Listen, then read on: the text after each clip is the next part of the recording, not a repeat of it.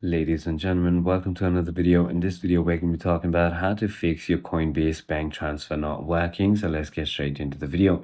There are a couple of reasons why you could be facing this problem. The first, you want to simply go ahead and check what the issue is. Simply go ahead and try to diagnose it.